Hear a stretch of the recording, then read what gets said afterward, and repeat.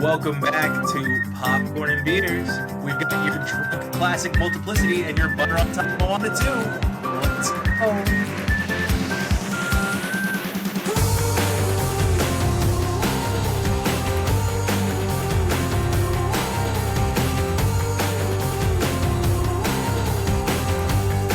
Welcome back to Popcorn and Beers, where some use tomatoes and others use thumbs. We use the stuff that gets you drunk. And here we are on another week. We're over 100 episodes. We're over 100 fans. I mean, because it's rather hot. So we're trying to cool ourselves down. I know in the grand scheme of social media, when you're competing with, someone like Sophie Rain making $4 million a month, it is hard to keep up. But 100 fans is good for us. It's doing okay. We're working our way up. 100 fans is cool, man. We've got people listen to us every week. It's awful. I mean, they like it, they love it, and I don't know if they want some more of it, but they're going to get it because we had a butter on top that I think is going to be very, very popular this Christmas season. The theater was packed at 9 a.m. here. It was packed with mostly children, but I was, by myself sitting up front. I got to ask you guys as we get into Moana 2, what's your move here now that we book seats? Because I booked my seat far right corner for this movie, right? Right. And I walk into the theater, and I glance up, and I notice, for no reason at all, a guy had booked him and his whole family right next to me. Like, not leaving a seat space. Like, usually, I consider it, like, courtesy. Hey, I see there's a bunch of people here. I'm going to leave a seat space minimum. Okay, but I glance up, they're right on top of my seat. They've already got their popcorn out and they're running around. So I just sat right in the front where no one else was sitting. And I sat front corner instead. Watch a movie like that. It's no sweat off my sack. But at the same time, I was annoyed. So apparently there was a little bit of sweat.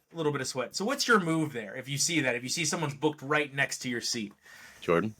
If there's an open spot on the other side of me, I'll just leave a space open until somebody comes and says, hey, this is my spot. Yeah. And I'll be like, sorry, But what movie did I recently see? I recently went and saw some movie and totally empty theater. Mm-hmm. I sit down next to a lady, there's a space between us, but there's, it's all empty other than that. But this is just the row that I like to sit in, all right?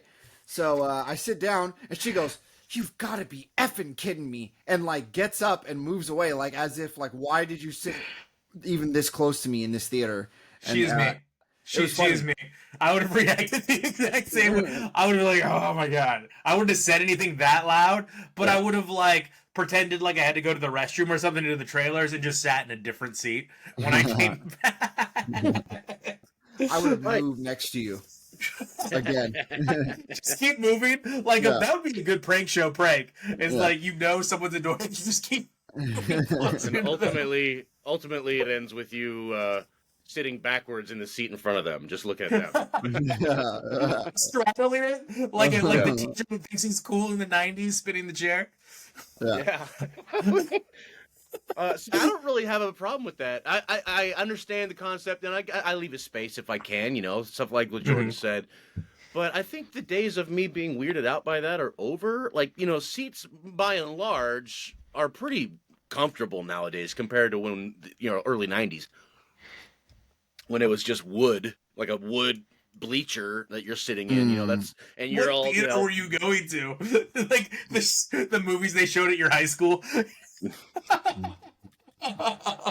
Louisiana's got a low economy, all right. Anyway,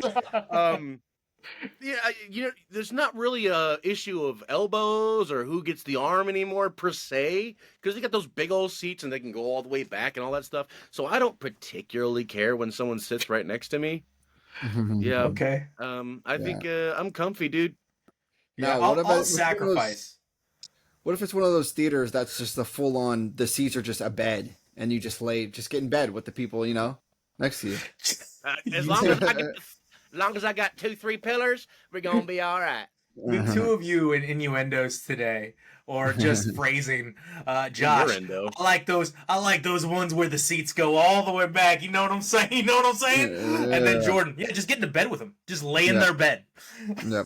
I want to go to a theater where the whole thing is just a giant pool full of chili, and then everyone has chili night, and then you're They have a theater where it's a swimming pool, where you could watch a movie from a swimming pool and like Yeah. order food to like the side of the swimming pool. I feel like wow. you'd be pruny at the end. In other Yeah, you'd be people's pretty. pee, because nobody's Yeah, gonna have to go to the bathroom in a sit and pool. piss. That's what it's called. Sitting and Yeah. piss. All right, so let's get to again our butter on top, Moana 2. Jordan, we'll start with you. Yeah, it was good. This is totally kid approved. I went and brought my god kids to this, and they loved it. And I was very much entertained too. I thought, it's typical, Disney animation at this stage, but it just looked a little bit crisper. Somehow, some way, the animation, it's the same old style, but it just looked a little bit sharper, a A little bit better. of ray tracing, a little bit of textures on the skins or something. Yeah. They did the thing that everyone's doing now, and it's add a child character, add a baby, add to the merchandising, all that. Kids love that. Everybody loves it now. I think they had every single possible gimmicky character they could have added to this movie. Yeah, for sure. But they set it up definitely for more movies. You can tell that. You're going to get Moana 3, whether we think we need it or not. But the songs were hit and miss, about half and half. Definitely not what they were in the first one. I heard it's because Lin-Manuel Miranda was not really involved with the writing and the music in this one, as much as he was in the first one.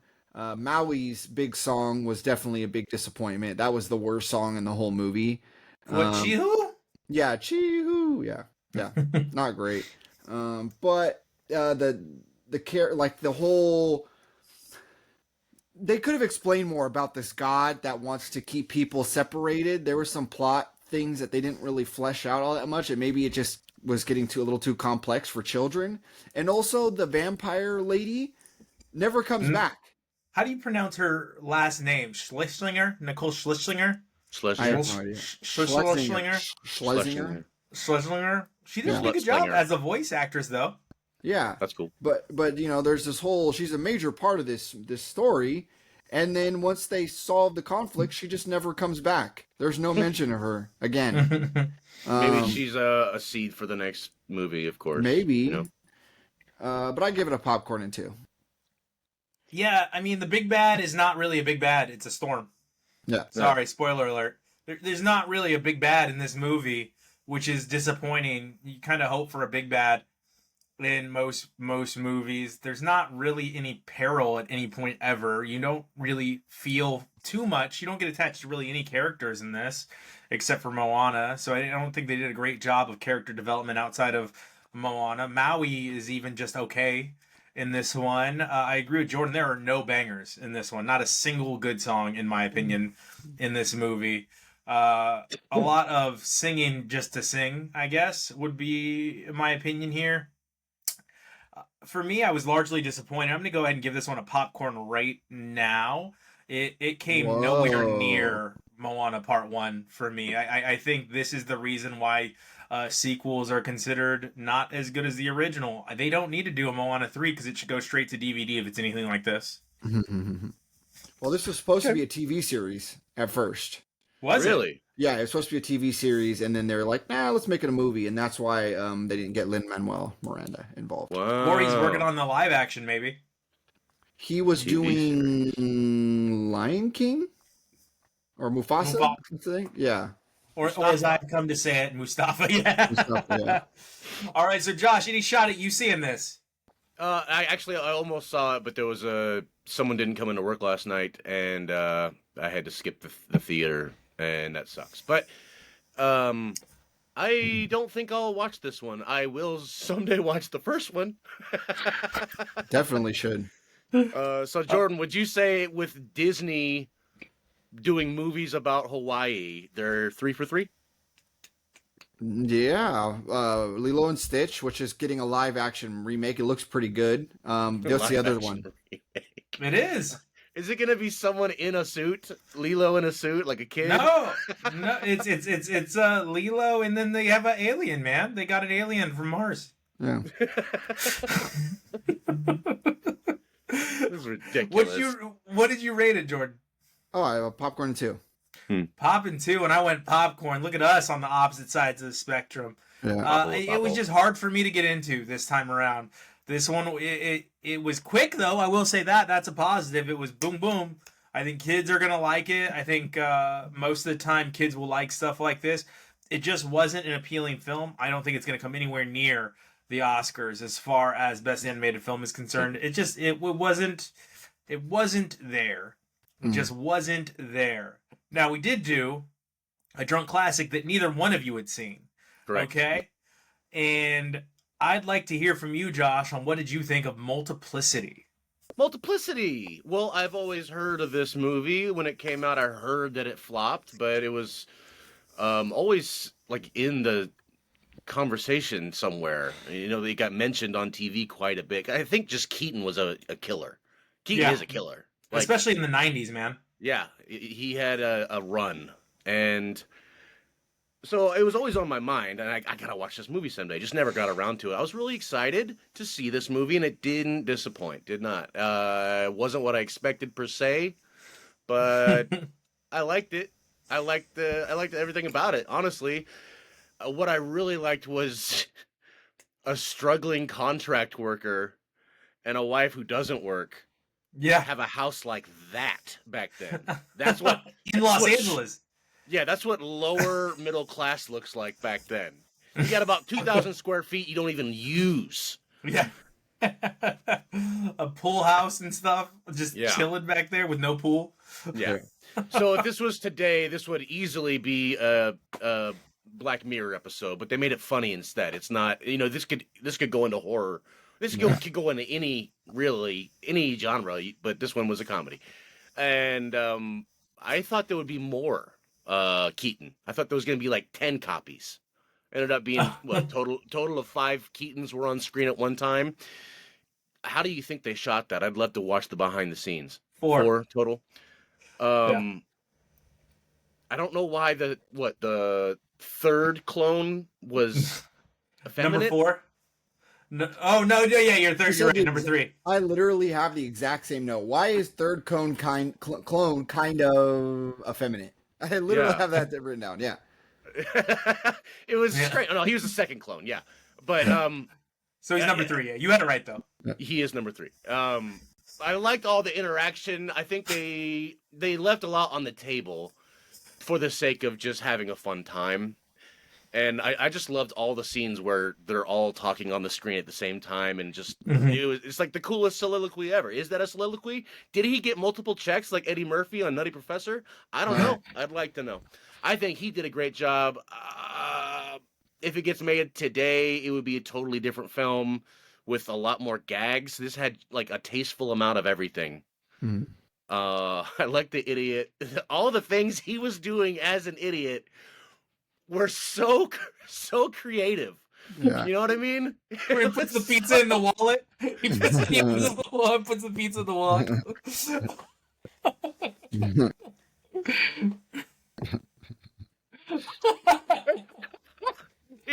When he's shaving, like, it was a master class. Oh my gosh.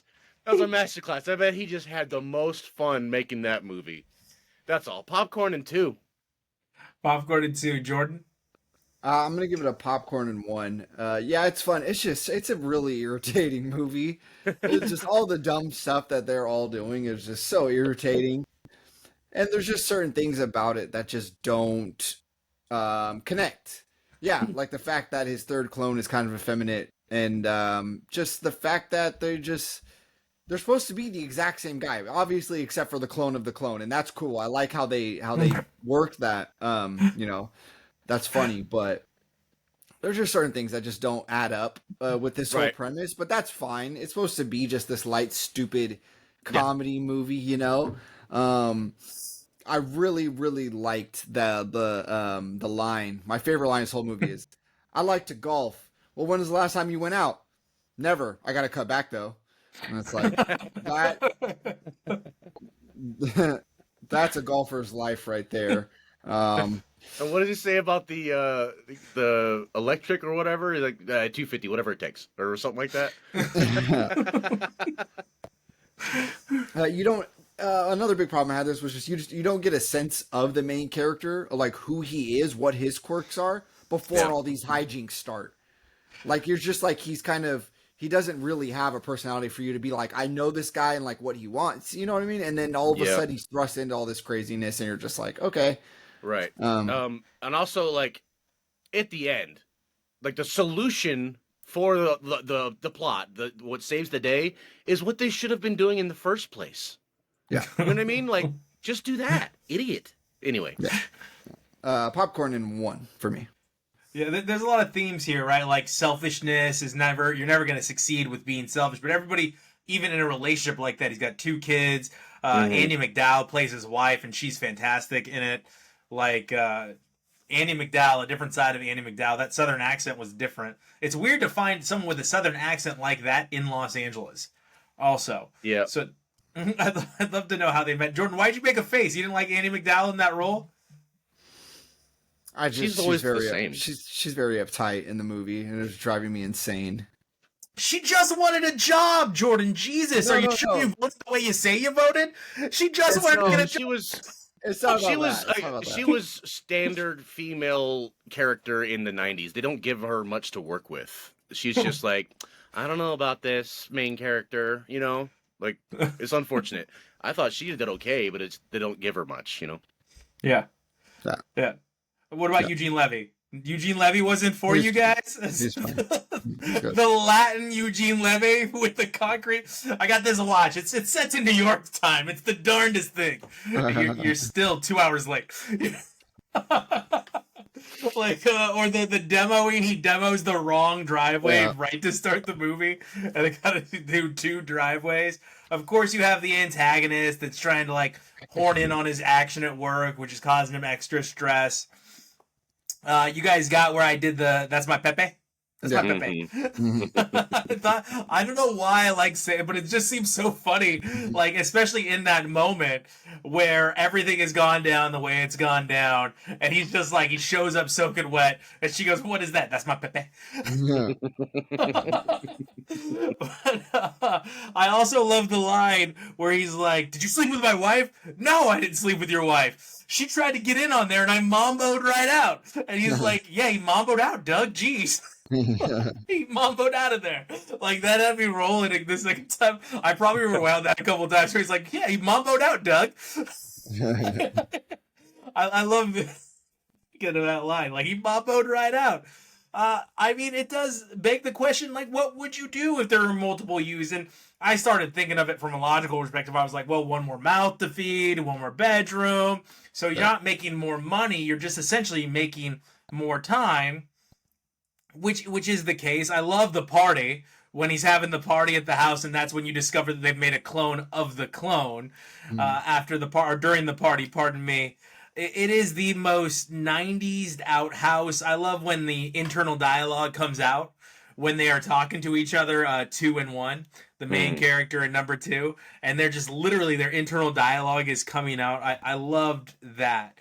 I still love this movie. It's still funny. I think he needed to stop gaslighting his wife so much. Like, that was a lot. I was like, Jesus, man, she's just Why trying. don't you just tell her? Yeah. And then I love that she starts making more money than him. I thought that was fantastic as a real estate agent. And instead of being proud of her and being like, yeah, this is awesome, he's like, you should quit your job. I was like, what? That's like some toxic masculinity. Takes her out to dinner to tell her she should quit her job. Yeah, and then when he asked for her back, I mean, I know he broke down and eventually begged, but like the way he started the thing was like, yes or no, you coming home or not? Like, jeez, dude. But I think that was an obvious joke, that part where I think he's very clearly joking around with her. That's their dynamic. That's their relationship. There was a lot of regret there. Michael Keaton crushed it. I mean, the multiple facial expressions, like you said, number 4, he probably had so much fun doing that role, just doing wacky, random, off-the-wall things at random times for no reason at all. I think the effeminate Doug is supposed to be his softer side, his nurturing side. His number 1 is his work side coming out, and it's because of the roles they were placed in once the clones were created, in my mind. I give this a pop 2 as well. But Eugene Levy, you know what? Like I liked him a lot in that role, being just. What about What about the Super 90s intro? Yeah, yeah. It actually reminded me kind of Weekend at Bernie's when we watched that as the drunk classic, the intro to it. It really did remind me of that. So there was a lot of it. I don't know. 90s had a theme going on. I'm sure when we get to some of these other 90s drunk classics, we'll see more of it. Even there were some themes of that in Your Noir, Devil in a Blue Dress. There's some 90s themes, even though they were basing it in a timeline. Very. All right, so let's get to what we were watching this week. But I think that film, Multiplicity, by the way, it qualifies as a... Oh, but only with definite himself. Romance. Definite romance. All right, so, Jordan, let's get started with you. What were you watching first? Well, I probably stole some drunk classics here off of some people's lists, but Speaking of that, Jordan, thanks for bringing attention to that. For the audience, we are starting a whole new scoreboard. It's the rip-off artists, the ones that get so bored they watch movies that are clearly going to be drunk classics, but we appreciate and love them anyway, and we're so happy we could bring you what we were watching this week. So what was the first one you stole? Let's work on that. So one of my former drunk classics, one of mine, was 21, about blackjack kids counting cards. Kids. So yeah. So I watched Rounders. That was recommended to me. And it was kind of sold by you guys like, oh man, this is just like a way better version of that movie. And it has, I mean, they play cards. That's similar. But, you know, this is very deep into card playing strategy and lore. Like, this is like heavy card playing stuff. Like, half the time, I don't know what they're talking about, all their lingo and the different games they're playing. And you just have to like be like, okay, I guess that's how you do it. Sure. It's, you know, the John Malkovich's Russian accent is the worst. The absolute worst. Have you heard that story, the behind-the-scenes story of that? Matt Damon talks about it, and he says something like, the day that this is happening, Malkovich's first day, he does that, and everyone's like, oh, so glad to have you here, you're a legend, thank you for coming, and blah, blah, blah, blah. Then they start going, and he goes, if you don't have my money, whatever, cut. And then everyone just applauds, and Matt Damon looks at him, and Malkovich's like, hey, come here. And he says, I'm not a very good actor. It's ridiculous. Yeah. I love that. So, you know, and how does he manage to make an Oreo look so unappetizing? Ugh. Yeah, he makes those things stink. It's just, it's the worst. Like a snail. Yeah. And his girlfriend just mad at him for getting a job using his poker skills. Like, I get, like, you know, he's got a gambling problem. You don't want him playing poker and whatnot. But, like, she was like, oh, you really want to get this lawyer apprenticeship by using your poker skills? Like, yeah, why not? Hell yeah. Yeah, what's the problem? Yeah. It's a job. Yeah, exactly. Play the cards you're dealt, eh? I mean, it was still a good movie, but I was pretty lost the whole time. And what's his name? Edward Norton's character just pissed me off the whole movie. Like, God, what a leech. What a bottom dweller. That's why he's a great actor. Yeah. Honestly, I give this one popcorn and 1 as well. Yeah. Okay. All right. So scoreboard of stolen drunk classics that we just started. Jordan is at 1. Josh, what were you watching? Oh, I know a movie, and I don't want to take the blame for this because it was just on TV. Because this is one of those movies that's on TV on Turkey Day. Okay, I watched Hook. I don't want to take the blame for this. It's like what's the movie where what is that Encino Man or where they fry the eyes open and they have to watch the like what's going on. Well, I can't remember what that movie. Lawnmower Man. Clockwork Orange. Clockwork Orange. Yeah, there you go. Yeah. All right, so you watched Hook, which is another drunk classic listed, which I will scratch off my board. Scratch it off, bro. Yeah, this is a known classic as Spielberg at his Spielbergiest, right? The whole thing is clearly like made for Universal Studios. You know what I mean? Like, if you look at this movie and then go to Universal, you're like, oh yeah, okay, this is like all these people are just Universal workers in the background. Anyway, total practical effects on the ship and real sets of Neverland and all this. $70 million goes a long way back then, I guess. I don't know, but they Yes. they made that's the whole conundrum we're in. Yeah. $70 million went a long way once upon a time, 30 years ago. yeah.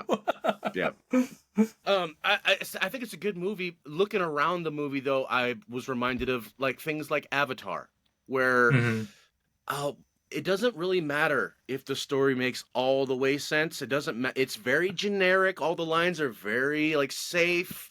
That's what this movie was. I didn't realize it when I saw it as a kid. I haven't seen it since I was a kid.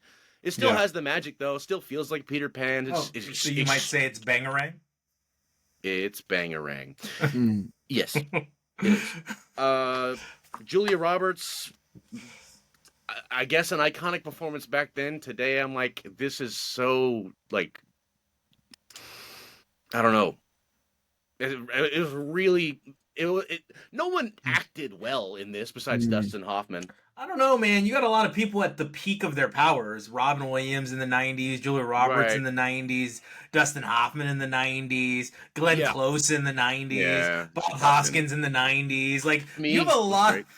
You have a lot of people at peak. Smee was great. Rufio and the peak of his powers. This is probably where he did peak. Yeah, exactly. No, absolutely, yeah. But yeah, again, so there's a lot of childhood. Maybe you have to see it through the eyes of a child to really appreciate this movie. Because I'm now examining it, and it's like, Rufio was a big character, but he was barely in the movie, and he's only there as Nemesis. But everyone wanted to be Rufio. I know. He was the coolest. He had the shoes. He had the skateboard thing. The hair. Yeah. Anyway, I say it's a popcorn and one. Popcorn and one, just based on the grandeur of it. How about Gwyneth Paltrow's in this? Yeah, just whoop, here's Gwyneth Paltrow, a little boop, just real quick. I don't know, man. Who are you? Oh, I'm just a beautiful girl. That's her old. Yeah, I say popcorn and one. Great costumes, great everything like that. Very memorable movie. I suppose I'll have to rewatch this. It's one of my favorite movies ever, is Hook. It's also one of those moments where you know what your sexuality is in this film. When Robin Williams falls into the water and the mermaids are breathing air back into him. And as an 8-year-old kid, I was like, I want that. Mm-hmm. Yeah. Like immediately. Like I was like, well, this is gay. This is what I am, So also another scene in this film that I just you can't get it out of your head. You got to see it through the eyes of a child. The ice cream scene, right? Where they're flinging ice cream at each other. The food fight. Yeah, you wanted that as a kid. I was looking at that, and it's not quite. It looks like buttercream frosting, really, that they're throwing. Yeah. Like, half the food on the table is just frosting, which makes perfect sense. You know what I mean? That's what I want for dinner. Yeah. You know what I mean? At that age, especially, Anyway, Crow, Panda Man. Crow. All right, Jordan, what was next on your agenda? I watched another movie that I had no suspicion that would ever be anybody's drunk classic, Timeline. Okay. Timeline, yeah, that's another one on my list. So Jordan's at 2. Josh is at 1 so far this episode. This was living on my Amazon Prime watch list for a long time, and I had time for it. I had time for Timeline. It fit on my timeline this week. It oozes cheesy 90s sci-fi, but I was surprised to find out it actually came out in 2003. Paul Walker, Gerard Butler. I was shocked. I didn't recognize him at first. Very young Gerard Butler in his native accent. It's very good. And a bunch of other guys that you recognize from like other things. It starts off like in action. Like boom, you're there in some action. It's very confusing.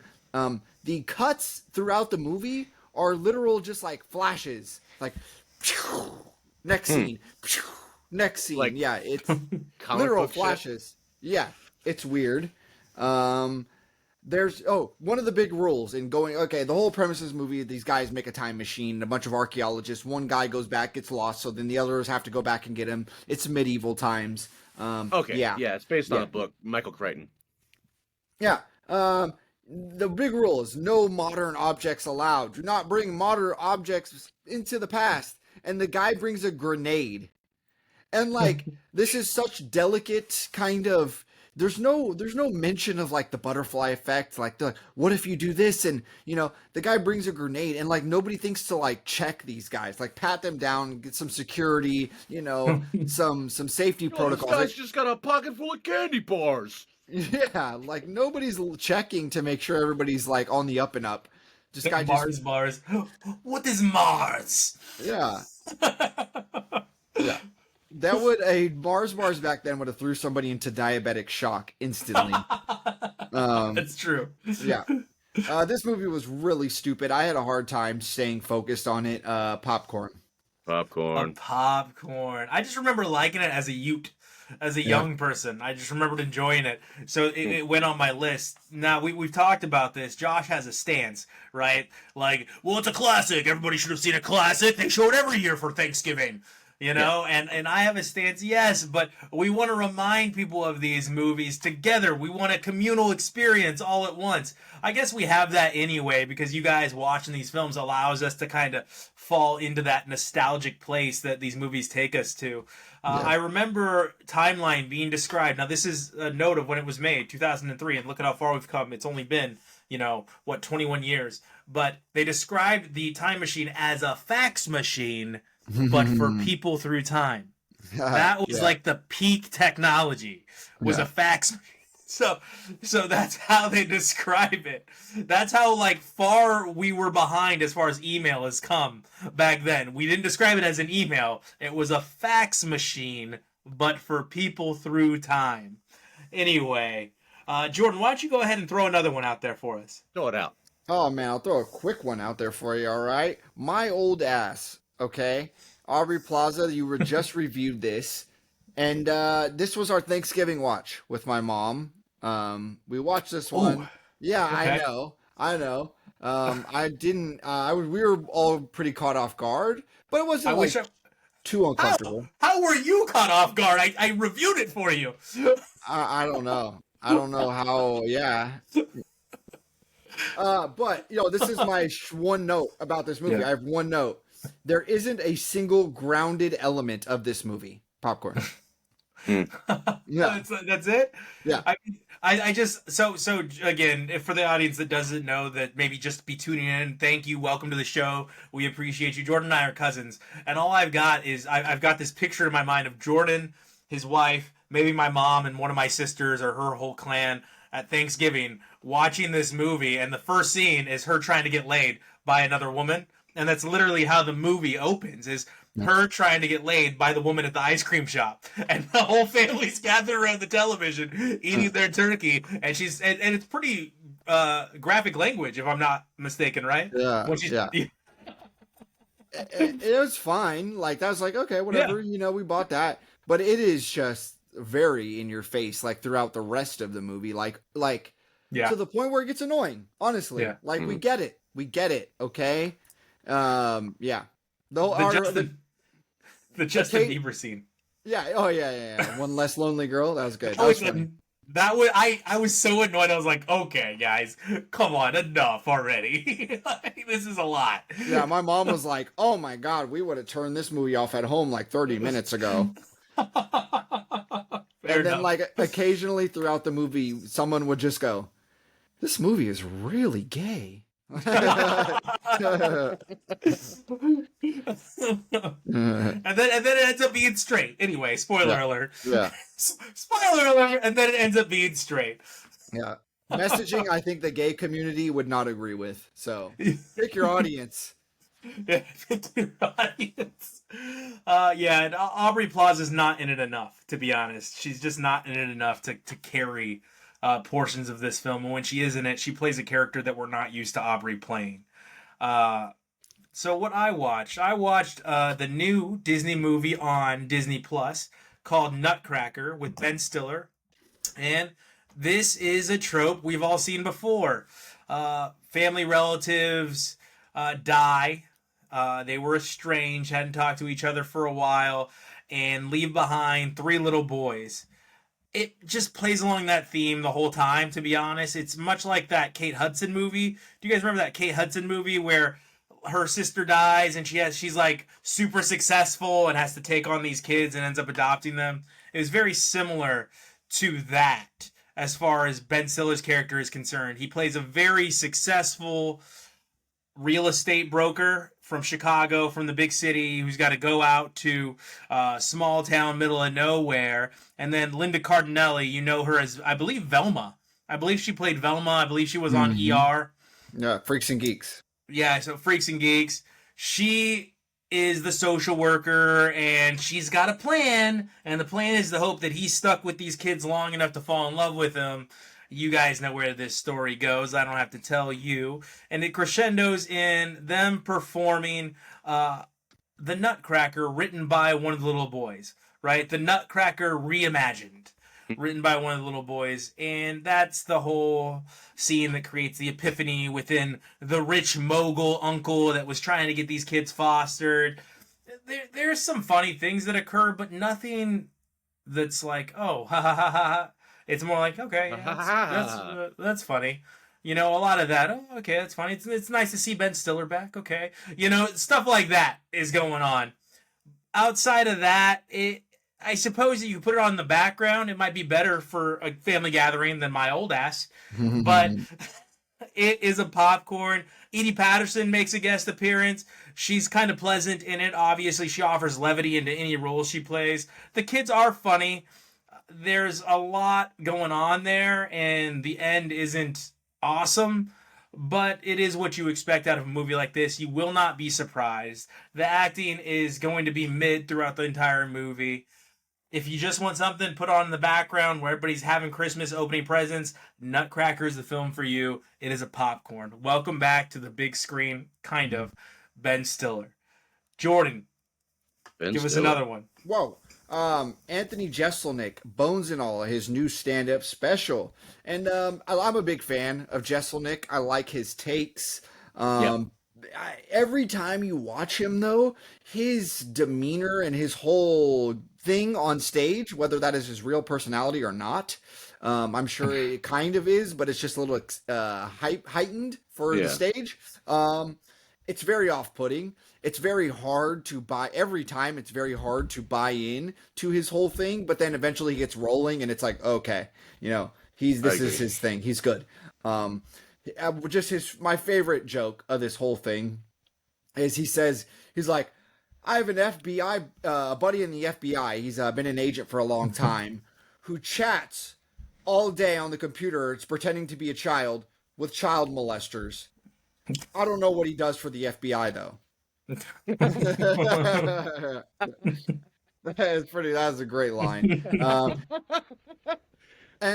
He just does his thing, trying to step on that line as closely as possible without crossing it, which he does a pretty good job. But there's just, he takes it there for sure. I give this a popcorn too. It was good. It was funny. Cool.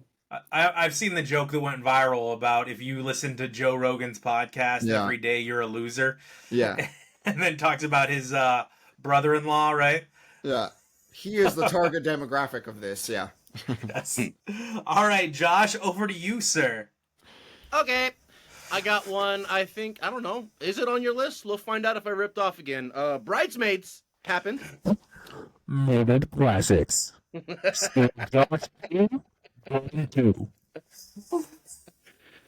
This is a movie. If you have not watched it, you're wrong. It is my second time watching it all the way through. I've seen like portions of it a bunch. It's a good movie front to back. You can just watch it from any point. I love it that it's a rom-com, but the romance of, boy meets girl is not the point of the movie. It's not. It doesn't matter. It's really about, getting your head out of your ass and just, overcoming and being, whatever. Self-discovery, friendships, that kind of thing. And it's so funny. Front to back, it's a funny movie. Oh my gosh. Melissa McCarthy breakout, even though she was already in the scene. Yeah, Popcorn and 3 movie. That's what I say. Yeah, for sure. I mean, it's got tons of must-watch actresses, right? Kirsten Wiig is one of my favorite in the whole world ever. She's one of the greatest. Yeah. Maya Rudolph, again, one of the greatest. Like you just said just a second ago, Rose is it Rose Bynum, right? Is Yeah, it? Yes. Yeah, Yes. there's She's so great. many great actresses in this movie. Yeah. I don't know, man. I love it. It's one of my favorite comedies. It's right up there with, of course, your oh gosh, sloppy comedies, grungy comedies that comes out. What's the word I'm looking for there? I can't think of it. It's Raunchy. raunchy. Thank you. Raunchy comedies that you have to watch and you shouldn't laugh, but you can't help it because the concepts are so hilarious. Like the food poisoning from the Brazilian grill is fantastic. It's When just she's eating that Jordan almond, and oh my goodness, it's so good. The airplane Yes. whole scene, that is just I'll the be just classic. saying, asshole. Yeah, yeah. Right. So Jordan, give us your first of your Disneys. Okay. They're not Disney, but Or your Christmases. yes. Your Netflix Christmas. Well, okay. Soon So Disney I will own watched, Christmas. It's a matter of time. I watched a movie called Dear Santa. I think it's a Paramount Plus movie. Is it Jack Black? Jack Black. 15 minutes into this hour and 45 minute movie, and absolutely nothing interesting has happened. Okay, but here's the premise. It's a cool premise. They had a premise, but they couldn't flesh it out. That's all they really had was a premise that a kid with dyslexia, okay, he writes a letter to Santa, and he accidentally writes "Dear Satan," and the letter ends up with the devil, who is Jack Black, who comes and tries to pretend like he's Santa Claus, and there's this whole like, no, I know you're not Santa Claus, you're the devil, and he's like, no, I'm not, and he's like, yes, I am. Okay, No. make your 3 wishes and let me have your soul, and that whole thing. It has Disney Channel effects, that's for sure. Very bad writing. 15 minutes in the movie, nothing's happening, and then Jack Black shows up, and not much else happens other than you're just like, hey, look, it's Jack Black. He's fun. He's doing Jack Black stuff, but like completely out of context to the movie. It's just like Jack Black doing Jack Black stuff. He's getting like awesome stuff from the devil without actually making his wishes, and they're like, wow, if you're really trying to sell us on Satanism, like this is he's living a pretty good life without actually having to give up anything. It gets really dark. You find out that his little brother, like the main character, his little brother recently died. And he's about 2 wishes in, and it's like, bro, how was that not your first wish to bring your little brother back to life? Yeah, he gets his crush. He gets his crush to like him. He fixes his friend's teeth. And then I think his final wish, like, I'm spoiling this all the way because don't watch it. It's terrible. He fixes his friend's teeth, and then he wishes for his parents to love each other forever. Okay? But brothers stay dead. Basically. Like, doesn't... And We then at, want you back. yeah, at the end, it takes, like, this grand, like, twist and all these different things to happen. And eventually he's like, oh, yeah, let me bring my little brother back to life. And, it's stupid. There's a Ben Stiller cameo in it, so the Stiller is making a presence here today. But this is a popcorn movie. Don't watch it. Popcorn movie, don't watch it. No. Jordan, go ahead and close out our Christmas on your end, because I think Josh's last film is also a Christmas. Okay. This was a documentary called Santa Camp on Max. Basically about an organization of professional Santas.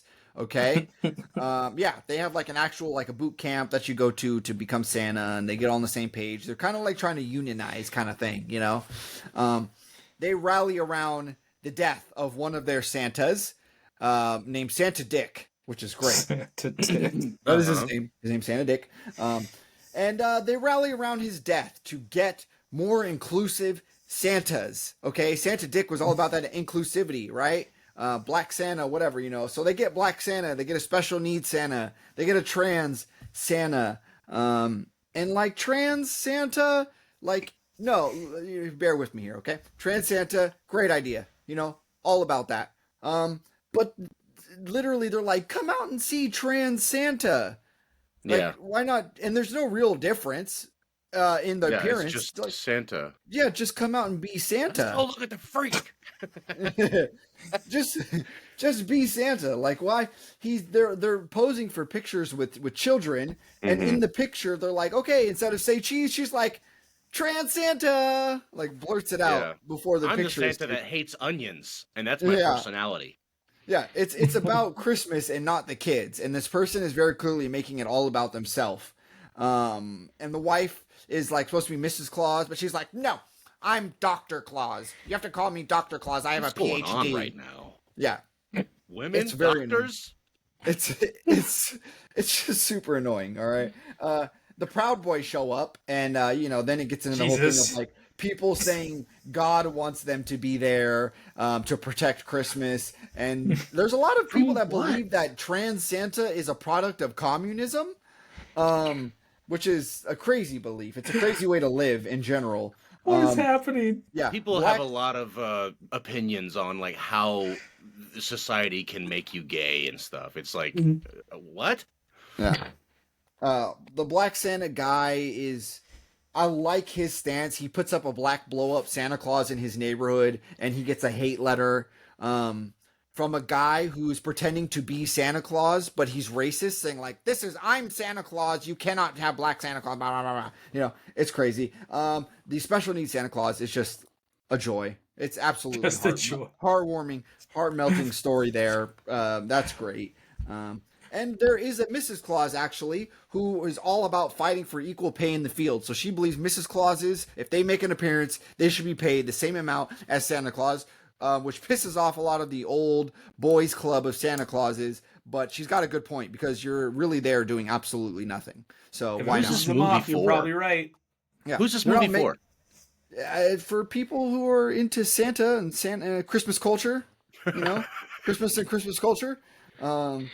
Popcorn and 2, I think. This was actually a really interesting and very strange, interesting documentary. Yeah.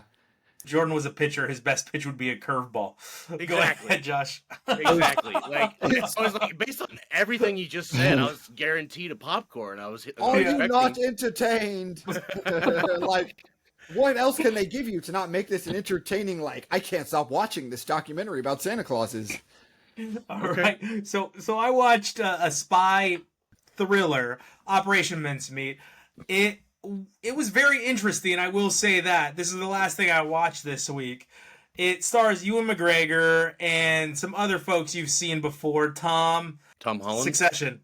Tom from Succession is in it, or I think he plays also Mr. Darcy in Pride and Prejudice. So he's funny. He is great. He's fantastic, and I feel bad. His character is very unlikable in this, and he kind of grows on you. But it was Matthew McFadden is his name. Sorry, and it's Colin Firth. Did I say Colin Firth right? Yeah. Same thing. Liz Jordan always talks about there's like 7 English guys. So it was good. It was interesting. It is literally, if I had to say what this film is, it's a shot-for-shot remake of what actually happened. And there's no like action to it. There's no surprise to it. It was like, hey, we're going to tell you this mission was successful. Here's how it was successful. Boom, boom, boom, boom, boom. Slight love story, but not really. Pull it away, push it in, pull it away. Okay, end of the movie. It was successful spy operation. It's a popcorn and one. It was well acted. It was an interesting story. Operation Mincemeat. It had its moments, but it wasn't like a peak. It wasn't something that you need to see. Josh, what was your final film? Would we even call this film? Dr. Seuss's The Grinch. No, not that Grinch. No, not the other Grinch. This was Dr. Seuss's The Grinch. Benedict Cumberbatch plays the Grinch. It's a CG movie. Did anyone see this movie? Like, in the world? I actually haven't seen this one yet. My I wife didn't know tries it to make me existed. watch this every year, and it's just I can't. It has. Yeah, go ahead. Who watches that every year? My wife wants to put this on every year. Really? Yeah, and it's like no. It's absolute butt, dude. Like, Yeah. ugh. Like, okay, on the layman level, it's not entertaining. It's not. That's all there is to it. But like to really examine it, like they totally change who the Grinch is. They change his character entirely. Yeah. He's not the Grinch. So like Jim Carrey's Grinch was the same Grinch as the cartoon and everything, just turned up. It was just more. This was Jim a Carrey. total. Yeah, it was. This version of the Grinch was Squidward, and Squidward's not the Grinch. It's not the same character. Yeah. They added a female. They made it gay. The plot's going. Is this a Christmas movie? The environment was attempting to be Seussian. You know, they have all the boobobs and gooblobs and whatever, but it wasn't Seussian. It was redesigned by the someone mishmash and splish splash of here and there. Yeah. I mean, the original elements exist, but they changed the style. Yeah, they So illuminationed it. They illuminationed it. The saving grace, I suppose, was Pharrell's production, the music. It was Tyler, the creators, was just like, what? This is supposed to be for kids. This is just weird. Yeah, I don't know. That is weird. I mean, yeah, it doesn't quite fit. Nothing in the movie quite fits. It's a popcorn. It's trash. It's a popcorn, it's trash. Well, let's hope that your drunk classic is not that, Josh, as we get to you and your drunk classic. Well, we're going to watch a movie, and it's going to be I hope about so. siblings. But I'm going to let you choose. Do you want Step Brothers? Do you want indie? Do you want hipster? Or do you want a bomb dropped on you? It's not a fair choice. You're leading the witness. No, Wonder- it's exactly right. A bomb. So a bomb dropped on these siblings, so we could watch two siblings die, or at least one die, and the story of them trying to get back to each other or something. Or an indie film. Well, there's a choice of three. There's one that the indie film, one's very hipster, and one is you're going to get a bomb dropped on you. Your heart is going to sink. Isn't indie and hipster synonyms? Anyway, Jordan, you pick first. God, I'm gonna say indie Indie. All right. I want a bomb. bomb. Well, Let's go I got to bomb. pick one of them. You guys, which one? I go bomb. Looks Let's like go it's bomb. on to you. Okay, we're going to go with the bomb. This is a movie that everyone should watch, and you're probably only going to watch it once. I'm sorry that I have to see it again. It's 1980 something. You can see it now. Recently released on Prime. It's The Grave of the Fireflies. It's a Miyazaki anime movie. It's short, and it's about it's about the bombs being dropped in Japan. Oh, It's based okay. on a true Thank you. story. I like it. It's gonna be interesting. It's gonna hurt, man. I'm not rolling my eyes because you're a pick. I'm rolling your eyes because you're forcing me to watch anime again. I know. I'm sorry, man. I'm sorry. All right, Jordan, I need your help with this. What comes out this week? We've got Y2K with Jaden Martell, Rachel Zegler, comedy horror, Jordan Peele. Oh no, Seth. This is it's in theaters. This is God, what's his name? The fat guy from Superbad. Jonah Hill. This is a Jonah Hill production. All right, Y2K. so our drunk classic is going to be Y2K. We can't wait to see you at the theaters this week. As always, you bring the popcorn, we bring the beer. Thank you, Brewdog, again. We appreciate you. Have a great week, everyone.